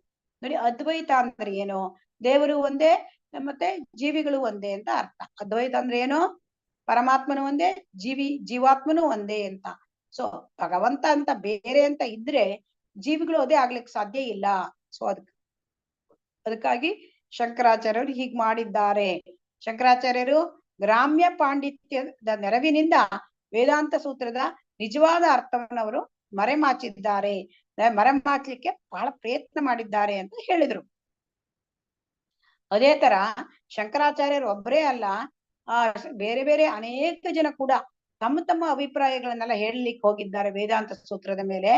ಹಾಗಾಗಿ ಏನಾಗಿದೆ, ವೇದಾಂತ ಸೂತ್ರಕ್ಕೆ ತಪ್ಪು ಅರ್ಥಗಳನ್ನೆಲ್ಲ ಹೇಳಲಿಕ್ಕೆ ಎಲ್ಲ ಪ್ರಯತ್ನ ಮಾಡ್ತಾ ಇದ್ದಾರೆ ಅಂತ ಹೇಳಿ ಪ್ರಕಾಶಾನಂದ ಸರಸ್ವತಿಗಳು ಹೇಳಿದರು. ಆಮೇಲೆ ಭಗವಾನ್ ಚೈತನ್ಯರು ವೇದಾಂತ ಸೂತ್ರದ ನಿಜವಾದ ಅರ್ಥವನ್ನು ಅವರು ವಿವರಣೆ ಮಾಡಿ ಅವರಿಗೆಲ್ಲರಿಗೂ ತಿಳಿಸಿದರು. ಸೊ ಹಾಗಾಗಿ ಯಾವುದೇ ವೈದಿಕ ಧರ್ಮ ಗ್ರಂಥವನ್ನಾಗಲಿ ಅದನ್ನ ನಾವು ಸುಮ್ಮನೆ ಅಂದ್ರೆ ಪ್ರಚ್ಛನ್ನ ಅಂತಂದ್ರೆ ಪ್ರತ್ಯಕ್ಷವಾಗಿ ಅಲ್ಲ, ಅಪ್ರತ್ಯಕ್ಷವಾಗಿ ಹೇಳೋದು. ಸೊ ಆ ತರ ವಿವರಣೆ ಕೊಡಬಾರ್ದು. ಕೊಟ್ರೆ ಏನಾಗುತ್ತೆ, ಈ ತರ ವಿವರಣೆ ಕೊಟ್ರೆ ಏನಾಗುತ್ತೆ, ಎಲ್ಲ ತಪ್ಪಾದ ಅರ್ಥ ಆಗತ್ತೆ ಅಂತ ಇದನ್ನ ಇವರು ಪ್ರಕಾಶಾನಂದ ಸರಸ್ವತಿ ಹೇಳಿದ್ರು. ಈಗ ಏನ್ ಹೇಳ್ತಾ ಇದ್ದಾರೆ ಅಂತಂದ್ರೆ, ಪ್ರಭುಪಾದರಲ್ಲಿ ಹೇಳ್ತಾ ಇದ್ದಾರೆ, ಶಂಕರಾಚಾರ್ಯರ ಜೊತೆ ಶಂಕರಾಚಾರ್ಯರು ಈ ತರ ತಪ್ಪರ್ಥ ಕೊಟ್ಟಿದ್ದಾರೆ. ಯಾವುದಕ್ಕೆ ಅಂದ್ರೆ ಪ್ರಚ್ಛನ್ನ ಅರ್ಥ ಕೊಟ್ಟಿದ್ದಾರೆ. ಸೊ ಇಂಡೈರೆಕ್ಟ್ ಮೀನಿಂಗ್ ಕೊಟ್ಟಿದ್ದಾರೆ ವ್ಯಾಖ್ಯಾನ, ಅದರಿಂದ ತಪ್ಪರ್ಥ ಆಗ್ತಾ ಇದೆ. ಅದೇ ರೀತಿ ಇಲ್ಲಿ ಬೇರೆ ಬೇರೆ ಸಿದ್ಧಾಂತ ಮಾಡಿದ್ದಾರೆ ಯಾವ ದಾರ್ಶನಿಕರು. ಅಂದ್ರೆ ಕಪಿಲ ಅಂತಂದ್ರೆ ದೇವಹೂತಿ ಕಪಿಲ ಅಲ್ಲ, ವೈಷ್ಣವರ ಸಿದ್ಧಾಂತರ ಅಲ್ಲ. ಇಲ್ಲಿ ಮಾಯಾವಾದಿ ಕಪಿಲ ಅವರು ಸಾಂಖ್ಯ ಯೋಗವನ್ನು ಮಾಡಿದ್ರು. ಸಾಂಖ್ಯ ಯೋಗದಲ್ಲಿ ಅವರು ಕೂಡ ತಪ್ಪು ಮಾಡಿದ್ದಾರೆ. ಯಾವುದು ಮಾಯಾವಾದಿ ಕಪಿಲರಲ್ಲಿ 2 ಜನ ಇದ್ದಾರೆ. ಒಂದು ಮಾಯಾವಾದಿ ಕಪಿಲ, ಎರಡನೇದು ದೇವಹೂತಿ ಕಪಿಲ ಅದು ಅವರು ಸಾಕ್ಷಾತ್ ಭಗವಾನ್ ಶ್ರೀಕೃಷ್ಣನೇ ಕಪಿಲ. ಸೊ ಹಾಗಾಗಿ ಅವರು ಸಾಂಖ್ಯ ಕೊಟ್ಟಿರೋದು ಭಕ್ತಿ ಯೋಗ. ಸೊ ಹಾಗಾಗಿ ಅವರದ್ದು ಸರಿ ಇದೆ. ಇಲ್ಲಿ ಮಾಯಾವಾದಿ ಕಪಿಲ ಕೊಟ್ಟಿರೋದು ನಾಸ್ತಿಕವಾದ. ಸೊ ಅವ್ರು ಏನ್ ಮಾಡಿದ್ದಾರೆ, ಈ ಮಾಯಾವಾದಿ ಕಪಿಲ ಈ ಜಗತ್ತನ್ನು ನಿರ್ಮಿಸ್ಲಿಕ್ಕೆ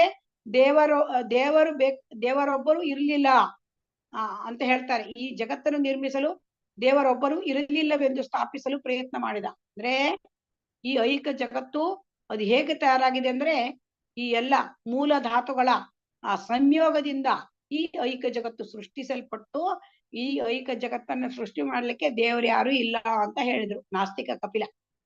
ಆಮೇಲೆ ಗೌತಮರು ಮತ್ತೆ ಜೈಮಿನಿ ಮತ್ತೆ ಅಷ್ಟಾವಕ್ರ ಪತಂಜಲಿ ಇವರ ದಾರ್ಶನಿಕವಾದ.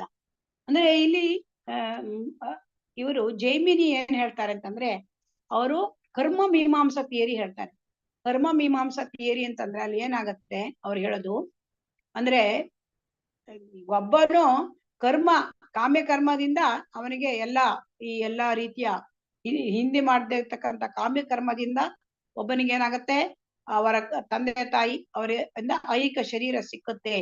ಮತ್ತೆ ಆದ್ರಿಂದ ಅವರಿಗೆ ಒಳ್ಳೇದು, ಮತ್ತೆ ಇದು ತನ್ನಿಂತಾನೇ ಆಗೋಗ್ತದೆ ಹಿಂದಿನ ಕಾಮ್ಯ ಕರ್ಮದಿಂದ ಅಂತ ಹೇಳ್ತಾರೆ. ಆದರೆ ಇದು ಸತ್ಯ ಅಲ್ಲ. ಯಾಕೆಂತಂದ್ರೆ ಇಲ್ಲಿ ವೈಷ್ಣವ ಫಿಲಾಸಫಿ ಏನು ಹೇಳ್ತದೆ ಅಂತಂದ್ರೆ, ಭಗವಂತ ಸ್ಯಾಂಕ್ಷನ್ ಮಾಡದೆ ಯಾವ ತಂದೆ ತಾಯಿಯು ಮಕ್ಕಳನ್ನ ಪಡಲಿಕ್ಕೆ ಸಾಧ್ಯ ಇಲ್ಲ.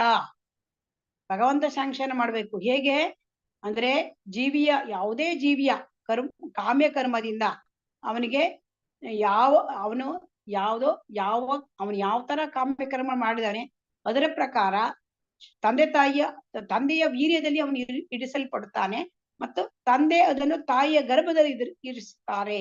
ಹೀಗಂತ ಪ್ರಭುಪಾದರು ಇದರ ವಿವರಣೆ ಕೊಡ್ತಾ ಇದ್ದಾರೆ.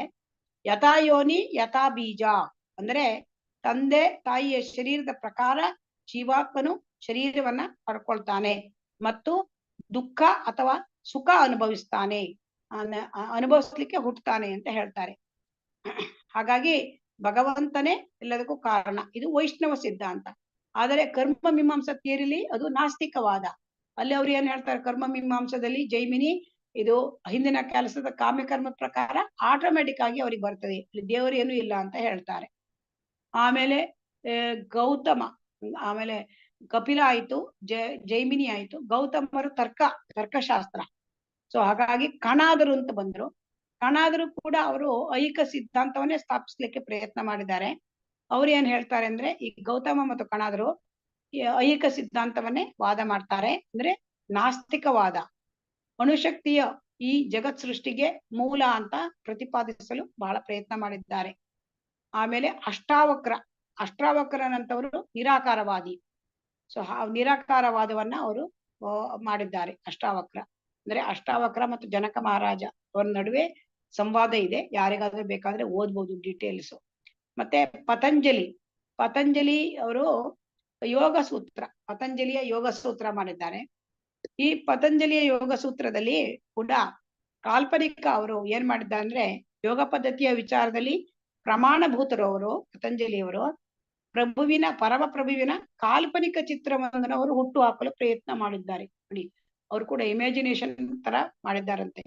ಸೊ ಹಾಗಾಗಿ ಇಲ್ಲಿ ಕಪಿಲನ ಮಾಯಾವಾದಿ ಕಪಿಲರ ಸಾಂಖ್ಯ, ಗೌತಮನ ನ್ಯಾಯ ತರ್ಕ, ಮತ್ತೆ ಜೈಮಿನಿಯ ಕರ್ಮ ಮೀಮಾಂಸೆ, ಅಷ್ಟಾವಕ್ರ ಇವರ ಒಂದು ಮೆಟಾಫಿಸಿಕಲ್ ನೇಚರ್ ಆಫ್ ಎಕ್ಸಿಸ್ಟೆನ್ಸ್. ಅಂದ್ರೆ ಏನ್ ಹೇಳ್ತಾರೆ ಅಂದ್ರೆ ಕೇವಲ ಸೈದ್ಧಾಂತಿಕ ಅವರದು. ಯಾರದು? ಅಷ್ಟಾವಕ್ರ. ಸೊ ಅವರದ್ದು ಮತ್ತೆ ಪತಂಜಲಿ ಯೋಗ ಸೂತ್ರ, ಇವೆಲ್ಲವೂ ಕೂಡ ಏನಾಗಿದೆ, ಎಲ್ಲದರಲ್ಲೂ ಕೂಡ ಒಂದು ರೀತಿಯ ಅಂದ್ರೆ ದೇವರಿಲ್ಲ, ನಾಸ್ತಿಕವಾದ ಇವೆಲ್ಲ. ಸೊ ಹಾಗಾಗಿ ಇವರು ನೈಜಾರ್ಥವನ್ನು ಬಿಟ್ಟು ಪರಮ ಸತ್ಯನು ಈ ಐಹಿಕ ಜಗತ್ತಿಗೆ ಸೇರಿದವನೆಂದು ಸ್ಥಾಪಿಸಲಿಕ್ಕೆ ಪ್ರಯತ್ನ ಮಾಡ್ತಾ ಇದ್ದಾರೆ. ಸೊ ಹಾಗಾಗಿ ಕೊನೆಯದ್ರಲ್ಲಿ ಬರ್ತಾರೆ ವೇದವ್ಯಾಸರು. ಸೊ ವೇದವ್ಯಾಸರದ್ದು ಅಂದ್ರೆ ಎಂತ ಸೂತ್ರ ಅದು? ವೇದವ್ಯಾಸರು ಹೀಗೆ ಅವರದ್ದು ಕರೆಕ್ಟ್ ಆಗಿದೆ ಸೂತ್ರ ಅಂತ ಇಲ್ಲಿ ಮುಂದೆ ಹೇಳ್ತಾ ಇದ್ದಾರೆ. ಅಂದ್ರೆ ಈ ಎಲ್ಲವನ್ನ ಹೇಗೆ ಸಮ್ಮರಿಯಲ್ಲಿ ಹೇಳಬೇಕು ಅಂತಂದ್ರೆ, ಈ ಎಲ್ಲ ದಾರ್ಶನಿಕರು ಯಾರು? ಕಪಿಲ, ಗೌತಮ, ಅಷ್ಟಾವಕ್ರ, ಪತಂಜಲಿ, ಕಣಾದ, ಜೈಮಿನಿ, ಈ ಎಲ್ಲ ದಾರ್ಶನಿಕರು ತಮ್ಮ ಮನಸ್ಸು ಹರಿದಂತೆ ಸಿದ್ಧಾಂತಗಳನ್ನ ಸೃಷ್ಟಿಸಿದ್ದಾರೆ. ಅವರವ್ರ ಮನಸ್ಸಿಗೆ ಬಂದಾಗೆ ಅವರು ಏನ್ ಮಾಡ್ತಾ ಇದ್ದಾರೆ? ಪರಮ ಪುರುಷ ಭಗವಂತನನ್ನ ಹಿಂದೆ ಹಾಕಲಿಕ್ಕೆ ಪ್ರಯತ್ನ ಮಾಡ್ತಾ ಇದ್ದಾರೆ. ಅಂದ್ರೆ ಅವರು ನಾಸ್ತಿಕವಾದವನ್ನ ಮಾಡ್ತಾ ಇದ್ದಾರೆ. ಆದರೆ ಇಲ್ಲಿ ವೇದವ್ಯಾಸರು ಏನ್ ಮಾಡಿದ್ದಾರೆ? ಮಹಾಮುನಿಗಳವರು, ಅವರು ದೇವೋತ್ತಮನ ಅವತಾರ. ವೇದವ್ಯಾಸರು ಅವರು ಶಕ್ತ್ಯಾವೇಶ ಅವತಾರ. ಈ ಎಲ್ಲ ತಾತ್ವಿಕ ಕಲ್ಪನೆಗಳನ್ನು ಅಮೂಲಾಗ್ರವಾಗಿ ಪರಾಮರ್ಶಿಸಿದ್ದಾರೆ. ತುಂಬಾ ಡೀಟೇಲ್ ಆಗಿ ಪರಾಮರ್ಶಿಸಿ ವೇದಾಂತ ಸೂತ್ರವನ್ನ ಅವರು ಸಂಕಲಿಸಿದ್ದಾರೆ. ಸೊ ಇಲ್ಲಿ ಏನ್ ಹೇಳ್ತಾ ಇದೆ ಅಂದ್ರೆ, ಈ ವೇದವ್ಯಾಸರ ವೇದಾಂತ ಸೂತ್ರ ಜೀವಿ ಮತ್ತು ಪರಮ ಪುರುಷ ಇವರಿಬ್ಬರ ನಡುವಿನ ಸಂಬಂಧವನ್ನು ಸ್ಥಾಪಿಸುತ್ತದೆ. ಅಂದ್ರೆ ಅದು ದ್ವೈತ ಸಿದ್ಧಾಂತ. ಭಗವಂತ ಇದ್ದಾನೆ ಬೇರೆ, ಜೀವಿ ಬೇರೆ. ಸೊ ಜೀವಿ ಮತ್ತು ಭಗವಂತನ ನಡುವೆ ಸಂಬಂಧ ಏನು? ಜೀವಿ ಭಗವಂತನ ಸೇವಕ. ಸೊ ಭಗವಂತ ಅವನು ಅಂದ್ರೆ ಪರಮ ನಿಯಾಮಕ, ಜಗತ್ತಿನ ಪರಮ ತಂದೆ ಅವನು ಎಲ್ಲರದ್ದು, ಮತ್ತು ಅವನು ಪರಮ ಪ್ರಭು ಎಲ್ಲರದ್ದು. ಸೊ ಇದನ್ನ ಈ ವೇದಾಂತ ಸೂತ್ರ, ಈ ನಮ್ಮ ವೇದವ್ಯಾಸರ ಈ ವೇದಾಂತ ಸೂತ್ರಕ್ಕೆ ಈ ರೀತಿಯಾದ ಒಂದು ಅರ್ಥವನ್ನ ಅವರು ಕೊಟ್ಟಿದ್ದಾರೆ, ವ್ಯಾಖ್ಯಾನ ಕೊಟ್ಟಿದ್ದಾರೆ. ಸೊ ಹಾಗಾಗಿ ಈ ಶ್ರೀ ವೇದವ್ಯಾಸರು ಕೊಟ್ಟಿರ್ತಕ್ಕಂಥ ವ್ಯಾಖ್ಯಾನ ವೇದಾಂತ ಸೂತ್ರಗಳಿಗೆ ಅದು ಅಂತಿಮವಾಗಿ ಭಗವಂತ ಕೃಷ್ಣ ಪ್ರೇಮಕ್ಕೆ ಒಯ್ಯುತ್ತದೆ. ಕೃಷ್ಣ ಪ್ರೇಮಕ್ಕೆ ಒಯ್ಯುವ ಭಕ್ತಿ ಸೇವೆಯ ಬಗ್ಗೆ ಮಹತ್ವವನ್ನ ಒತ್ತಿ ಹೇಳ್ತಾ ಇದ್ದಾರೆ ಯಾರು? ಶ್ರೀ ವೇದವ್ಯಾಸರು. ಸೊ ಹಾಗಾಗಿ ಅವರು ಮೊದಲೇ ಬರ್ತಕ್ಕಂತಹ ಮೊದಲ ಒಂದು ವೇದಾಂತ ಸೂತ್ರದ ಮೊದಲನೇ ಸೂತ್ರ ಜನ್ಮಾದಿ ಅಸ್ಯ ಯತಃ, ಈ ಶ್ಲೋಕವನ್ನ ವೇದವ್ಯಾಸರು ಶ್ರೀಮದ್ ಭಾಗವತದಲ್ಲಿ ವರ್ಣಿಸಿದ್ದಾರೆ. ಎಲ್ಲದರ ಪರಮೋನ್ನತ ಮೂಲ ನೆಲೆ ತಿಳುವಳಿಕೆ ಇರ್ತಕ್ಕಂತಹ ಅಲೌಕಿಕ ದಿವ್ಯ ಪುರುಷ ಎಂಬುದನ್ನ ಶ್ರೀ ವೇದವ್ಯಾಸರು ಶ್ರೀಮದ್ ಭಾಗವತದ ಪ್ರಾರಂಭದಲ್ಲಿ ಹೇಳಿದ್ದಾರೆ. ಆದ್ದರಿಂದ ಈಗ ನಿರಾಕಾರವಾದಿಗಳು ಏನ್ ಮಾಡ್ತಾರೆ ಅಂದ್ರೆ, ಭಗವಂತ ಅಂದ್ರೆ ಅವರು ದೇವರು ಹೇಳ್ತಾರೆ. ಆ ದೇವರು ಬ್ರಹ್ಮಜ್ಯೋತಿ ನಿರಾಕಾರ ಪ್ರಭೆ, ಮತ್ತು ಇದು 3 ಗುಣಗಳಿಗೆ ಮೀರಿದ್ದು ಅಂತ ಹೇಳ್ತಾರೆ ನಿರಾಕಾರವಾದಿಗಳು. ಮತ್ತೆ ಅವರು ಏನ್ ಹೇಳ್ತಾರೆ? ಈ ರೀತಿ ಒಂದು ಬ್ರಹ್ಮನ್ ಹೇಳೋದು 3 ಗುಣಗಳಿಗೆ ಮೀರಿದ್ದು, ಆದರೆ ಅದ್ರ ಜೊತೆಗೆ ಅವ್ರು ಏನ್ ಹೇಳ್ತಾರೆ ಅಂತಂದ್ರೆ, ಭಗವಂತ ದೇವೋತ್ತಮ ಪರಮ ಪುರುಷ ಐಕ ಪ್ರಕೃತಿ ಗುಣಗಳಿಂದ ಕಲುಷಿತಗೊಂಡಿದ್ದಾನೆ ಅಂತ ಹೇಳ್ತಾರೆ. ಸೊ ಹಾಗಾಗಿ ಅವರು ಹೇಳ್ತಕ್ಕಂಥದ್ದು ತಪ್ಪು ಹೇಳ್ತಾರೆ.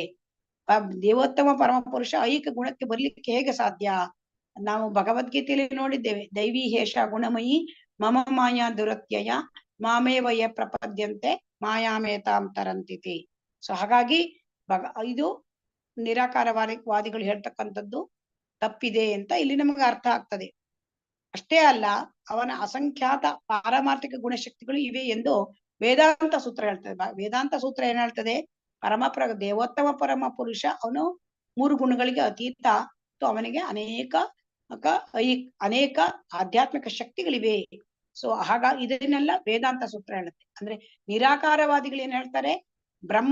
ಬ್ರಹ್ಮನಿಗೆ ಬ್ರಹ್ಮನು ಪ್ರಕೃತಿ ಗುಣಗಳಿಂದ ಮೀರಿದ್ದಾನೆ ಅಂತ ಹೇಳ್ತಾರೆ ಅವರು. ಮತ್ತೆ ದೇವರು ಐಕ ಒಂದು ಪ್ರಕೃತಿಯಿಂದ ಅವರು ಕಲುಷಿತ ಆಗಿದ್ದಾರೆ ಅಂತ ಹೇಳ್ತಾರೆ. ಆದರೆ ವೇದಾಂತ ಸೂತ್ರದಲ್ಲಿ ಏನ್ ಹೇಳ್ತದೆ? ದೇವೋತ್ತಮ ಪರಮ ಪುರುಷ ಅವನು 3 ಗುಣಗಳಿಗೆ ಮೀರಿದ್ದಾನೆ ಅಂತ ಹೇಳ್ತದೆ. ಸೊ ಹಾಗಾಗಿ ನಾವು ಏನ್ ತಿಳ್ಕೊಬೇಕು ಅಂತ ಪ್ರಭುಪಾದರು ಹೇಳ್ತಾರೆ ಅಂದ್ರೆ, ಯಾವಾಗ ಈ ರೀತಿಯ ಎಲ್ಲಾ ದಾರ್ಶನಿಕರು, ಬೇರೆ ಬೇರೆ ದಾರ್ಶನಿಕರು ಅವರು ವಿಷ್ಣುವನ್ನು ಅಲ್ಲಗಳೆಯ ಸಂದರ್ಭ ಬಂದ್ರೆ ಒಂದಾಗ್ಬಿಡ್ತಾರೆ. ಸೊ ಅದೇ ಅವರದೇ ಆದ ಸಿದ್ಧಾಂತಗಳನ್ನ ಮಂಡಿಸ್ತಾರೆ. ಯಾಕಾಗಿ ಅವರದೇ ಆದ ಸಿದ್ಧಾಂತಗಳನ್ನ ಇವರು ಮಂಡಿಸ್ತಾರೆ ಅಂದ್ರೆ, ಜನರ ಮನ್ನಣೆ ಗಳಿಸ್ಲಿಕ್ಕೆ, ಅವರಿಗೆ ಜನರಿಂದ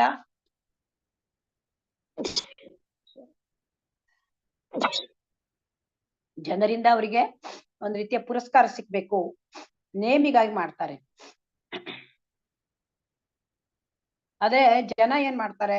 ದುರ್ದೈವಿಗಳಾದ ಜನ ಇಂತಹ ನಾಸ್ತಿಕ ತತ್ವಜ್ಞಾನಿಗಳ ಮಾತಿಗೆ ಅವರು ಮರುಳಾಗುತ್ತಾರೆ ಅಲ್ವಾ? ಹರೇ ಕೃಷ್ಣ. ಹೌದು ಮಾತಾಜಿ.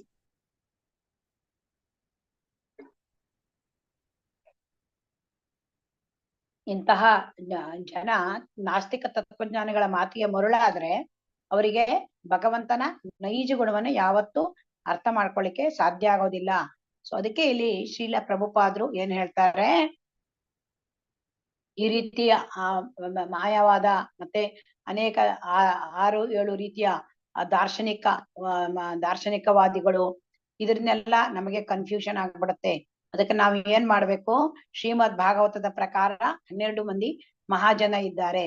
ಅಂದ್ರೆ ಸ್ವಯಂಭೂರ್ ನಾರದ ಶಂಭು ಕುಮಾರ ಕಪಿಲೋ ಮನು ಪ್ರಹ್ಲಾದೋ ಜನಕೋ ಭೀಷ್ಮೋ ಬಲಿರ್ವಯಾಸ ಕಿರ್ವಯಾಮ ದ್ವಾದಶೈತೆ ವಿಜಾನೀಮೋ ಧರ್ಮಂ ಭಾಗವತಂ ಬತಾಹ ಗುಹ್ಯಂ ವಿಶುದ್ಧಂ ದುರ್ಬೋಧಂ ಯಂ ಜ್ಞಾತ್ವಾ ಅಮೃತಂ ಅಶ್ನುತೆ.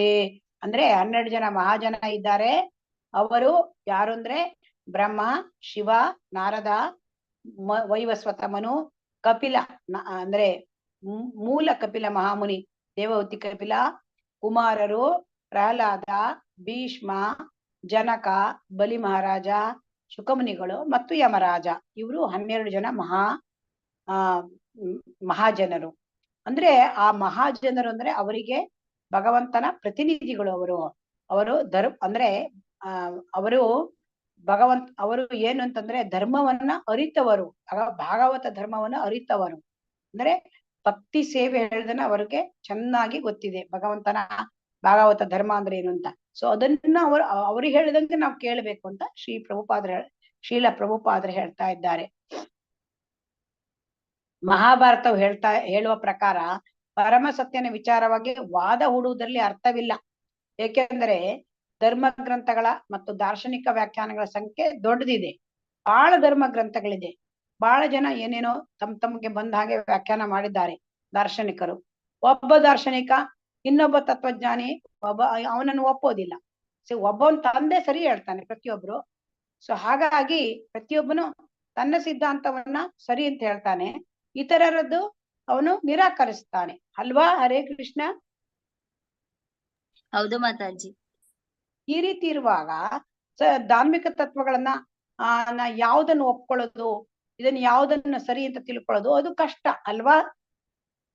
ಹೌದು ಮಾತಾಜಿ. ಹಾಗಾಗಿ ಇಲ್ಲಿ ಪ್ರಭುಪಾದರು ಹೇಳ್ತಾರೆ, 12 ಜನ ಮಹಾಜನರಿದ್ದಾರಲ್ಲ ಅವರು ಮಹಾತ್ಮರು, ಅವರ ಹೆಜ್ಜೆಗಳನ್ನು ಅನುಸರಿಸಿ ನಡಿಬೇಕು. ಆಗ ವ್ಯಕ್ತಿ ಏನ್ ಮಾಡ್ಬೋದು ಅಂದ್ರೆ ತನಗೆ ಅಂದ್ರೆ ಈ ಆಧ್ಯಾತ್ಮಿಕದಲ್ಲಿ ಯಶಸ್ಸನ್ನ ಪಡಿಬಹುದು. ಹಾಗಾಗಿ ಇಲ್ಲಿ ಭಗವಾನ್ ಚೈತನ್ಯರ ಬೋಧನೆಗಳು ಮಧುವಿನಂತೆ ಇದೆ, ಜೇನುತುಪ್ಪದ ಹಾಗಿದೆ, ತುಂಬಾ ಸಿಹಿ. ಮನುಷ್ಯನಿಗೆ ಬೇಕಾಗ್ತಕ್ಕಂಥದ್ದೆಲ್ಲವೂ ಅವರು ಹೇಳಿದ್ರಲ್ಲಿ ಇದೆ. ಅವರ ಮಾರ್ಗದಲ್ಲಿ ಹೆಜ್ಜೆ ಇಟ್ಟು ನಡೆಯುವುದೇ ಸರಿಯಾದ ಕಾರ್ಯ, ಯೋಗ್ಯ ಕಾರ್ಯ ಅಂತ ಅಲ್ಲಿ ಪ್ರಭುಪಾದರು ಹೇಳ್ತಾ ಇದ್ದಾರೆ. ಹಾಗಾಗಿ ನಾವು ಏನು ಯಾವುದನ್ನು ನಿರಾಕಾರವಾದಿಗಳು, ಆಮೇಲೆ ದಾರ್ಶನಿಕರು, ಬೇರೆ ಬೇರೆ ದಾರ್ಶನಿಕರು, ಇದರ ಬಗ್ಗೆ ನಾವು ಚಿಂತೆ ಮಾಡ್ಬೇಕಾಗಿಲ್ಲ. ನಾವೇನ್ ಮಾಡ್ಬೇಕು, 12 ಜನ ಮಹಾಜನರು ಯಾವ ದಾರಿಯಲ್ಲಿ ಹೆಜ್ಜೆ ಹಾಕಿದ್ದಾರೆ ಅದರಲ್ಲಿ ನಾವು ಹೋಗ್ಬೇಕು. ಚೈತನ್ಯ ಮಹಾಪ್ರಭುಗಳು ಏನ್ ತತ್ವ ಬೋಧನೆ ಮಾಡಿದ್ದಾರೆ ಅದನ್ನು ನಾವು ಅರ್ಥ ಮಾಡ್ಕೊಂಡು ಅವರ ಹೆಜ್ಜೆಯಲ್ಲಿ ನಾವು ನಡಿಬೇಕು, ಭಗವಂತ ಹೇಳ್ದಾಗೆ ಅಂತ ಇಲ್ಲಿ ಹೇಳ್ತಾ ಇದ್ದಾರೆ. ಹರೇ ಕೃಷ್ಣ. ಹಾಗಾಗಿ ಇಲ್ಲಿ ಮಾಯಾವಾದಿಗಳೆಲ್ಲ ಏನಾದ್ರು ಅವರೆಲ್ಲ ಪರಿವರ್ತನೆ ಹೊಂದಿದರು. ಅಂದ್ರೆ ಅವರೆಲ್ಲರೂ ಕೂಡ ಅವರು ವೈಷ್ಣವರಾದರು, ಶಂಕರರ ಅವರ ಅನುಯಾಯಿಗಳಾಗಿದ್ದರು. ಅವರೆಲ್ಲ ಶ್ರೀ ಚೈತನ್ಯ ಮಹಾಪ್ರಭುಗಳ ಅವರ ಒಂದು ವಾದಗಳನ್ನ ಕೇಳಿ, ಅವರನ್ನ ವ್ಯಾಖ್ಯಾನಗಳನ್ನ ಕೇಳಿ ಅವರು ಪರಿವರ್ತನೆ ಹೊಂದಿದರು. ಸೊ ಹೀಗೆ ಚೈತನ್ಯ ಮಹಾಪ್ರಭುಗಳು ಮಾಯಾವಾದಿಗಳನ್ನೆಲ್ಲ, ಮತ್ತೆ ಅನೇಕ ಮಾಯಾವಾದಿಗಳಿದ್ರು. ಮಾಯಾವಾದಿ ಸನ್ಯಾಸಿಗಳು, ಪ್ರಕಾಶಾನಂದ ಸರಸ್ವತಿ ಹಾಗೂ ಇತರ ಮಾಯಾವಾದಿ ಸನ್ಯಾಸಿಗಳೊಂದಿಗೆ ದೀರ್ಘವಾದ ಚರ್ಚೆ ಮಾಡಿ ಆಮೇಲೆ ಅದಾದ ಮೇಲೆ ಅವರೆಲ್ಲ ಒಪ್ಕೊಂಡ್ರು ಶಂಕರ ಸಿದ್ಧಾಂತ ತಪ್ಪಾಗಿದೆ, ಹಾಗಾಗಿ ನಾವು ಭಕ್ತಿ ಸೇವೆ ಮಾಡ್ತೇವೆ ಅಂತೇಳಿ ಹರೇ ಕೃಷ್ಣ ಮಹಾಮಂತ್ರವನ್ನ ಅವರು ಎಲ್ಲರೂ ಕೂಡ ಸಂಕೀರ್ತನೆ ಮಾಡಿದರು ಮತ್ತು ಶ್ರೀ ಚೈತನ್ಯ ಮಹಾಪ್ರಭುಗಳಿಗೆ ಅಡ್ಡ ಬಿದ್ರು. ಹಾಗಾಗಿ ಅವರೆಲ್ಲ ವೈಷ್ಣವರಾಗಿ ಪರಿವರ್ತನೆ ಹೊಂದಿದರು. ಹರೇ ಕೃಷ್ಣ. ಸಾರಿ, ಇವತ್ತು ತುಂಬಾ ಡಿಸ್ಟರ್ಬೆನ್ಸ್ ಆಯ್ತು ನನಗೆ. ಇಂಟರ್ನೆಟ್ಟೇ ಇಲ್ಲ, ನಾನು ವೈಫೈ ಇಲ್ಲ. ಆಮೇಲೆ ಇದು ನಾನು ಹೇಗೋ ಕಷ್ಟಪಟ್ಟು ಹಾಟ್ಸ್ಪಾಟ್ ಎಲ್ಲ ಹಾಕೊಂಡು ಇದರಲ್ಲಿ ಲ್ಯಾಪ್ಟಾಪ್ ಅಲ್ಲಿ ಬಂದೆ. ಅದು ಕೂಡ ಇಂಟರ್ನೆಟ್ ತುಂಬಾ ಅನ್ಸ್ಟೇಬಲ್ ಆಗಿದ್ರಿಂದ ಆಗ್ಲಿಲ್ಲ. ಮತ್ತೆ ನನಗೆ ಸ್ಕ್ರೀನ್ ಶೇರ್ ಕೂಡ ಮಾಡ್ಲಿಕ್ಕೆ ಆಗ್ಲಿಲ್ಲ. ಸೊ ದಯವಿಟ್ಟು ಕ್ಷಮಿಸಿ. ಹರೇ ಕೃಷ್ಣ. ಹರೇ ಕೃಷ್ಣ. ಎಲ್ಲರಿಗೂ ಧನ್ಯವಾದಗಳು. ಹರೇ ಕೃಷ್ಣ. ಹರೇ ಕೃಷ್ಣ ಮಾತಾಜಿ. ಮಾತಾಜಿ ಧನ್ಯವಾದಗಳು. ಹರೇ ಕೃಷ್ಣ ಮಾತಾಜಿ, ಧನ್ಯವಾದಗಳು. ಧನ್ಯವಾದಗಳು ಮಾತಾಜಿ. ಧನ್ಯವಾದಗಳು. ಹರೇ ಕೃಷ್ಣ. ಧನ್ಯವಾದಗಳು. ಅದನ್ನೇ ಪ್ರಶ್ನೆಗಳೇನಾದ್ರೂ ಇದೆಯಾ? ಹರೇ ಕೃಷ್ಣ. ಧನ್ಯವಾದಗಳು ಮಾತಾಜಿ. ಧನ್ಯವಾದಗಳು. ಪ್ರಶ್ನೆಗಳೇನಾದ್ರೂ ಉಂಟಾ? ಹರೇ ಕೃಷ್ಣ. 12 ಮಹಾಜನರ ಹೆಸರು ಇನ್ನೊಮ್ಮೆ ಹೇಳಿ ಮಾತಾಜಿ. 12 ಮಹಾಜನರನ್ನ ಬ್ರಹ್ಮ, ಶಿವ, ನಾರದ, ವೈವಸ್ವತ ಮನು, ಕಪಿಲ ಅಂದ್ರೆ ದೇವಹೂತಿ ಕಪಿಲ ಮಹಾಮುನಿ, ಕುಮಾರರು, ಪ್ರಹ್ಲಾದ, ಭೀಷ್ಮ, ಜನಕ, ಬಲಿ ಮಹಾರಾಜ, ಶುಕಮುನಿಗಳು, ಯಮರಾಜ. ಹರೇ ಕೃಷ್ಣ. ಧನ್ಯವಾದಗಳು ಮಾತಾಜಿ. ಹರೇ ಕೃಷ್ಣ. ಮತ್ತೆ ಪ್ರಶ್ನೆ ಉಂಟಾ? ಹರೇ ಕೃಷ್ಣ.